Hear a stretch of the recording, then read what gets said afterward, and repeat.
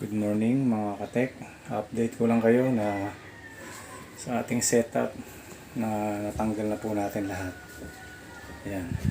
Pati po yung ating DU. Wala na rin. Ayan. Ayan po. Okay. Sooner or later. Ito yung mga yan dati.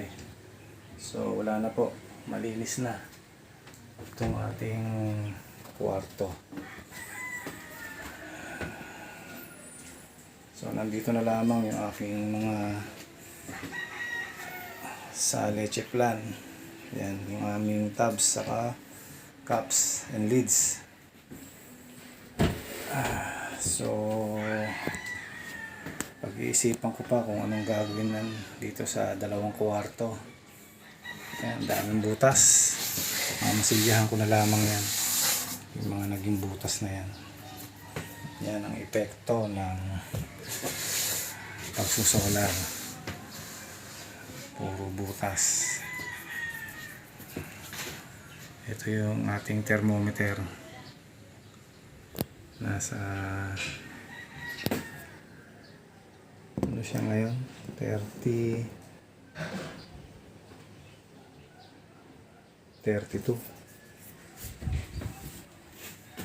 So yan po, ang natitira na lang natin ay yung ating 12 volts. Hindi pa lang natin natatanggal yung ating ilaw. Saka ito yung sa labas, yung aking spotlight na 12 volts.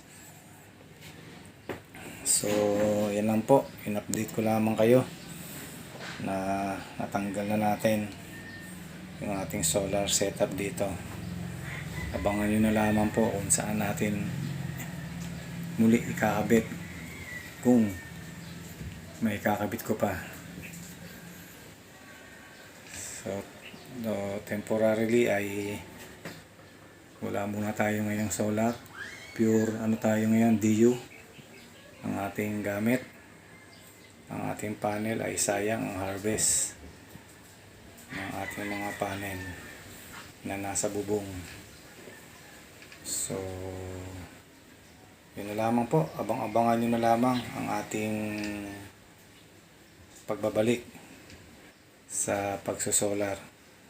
Ang isa pang masakit nito ay nasuspend yung aking Nestor Tech, kaya hindi ko po ma-replyan ang lahat ng aking mga friends doon at ang aking GC. Hindi ko pa alam kung maibabalik pa ni Facebook yung aking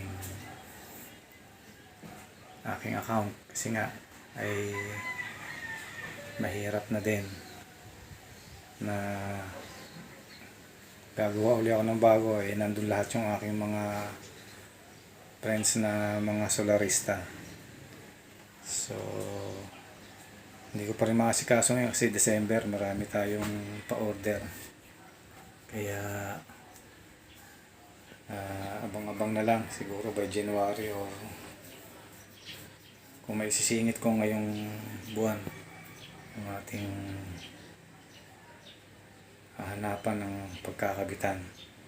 So hanggang dito na lang muna, at isang magandang umaga po sa inyong lahat, and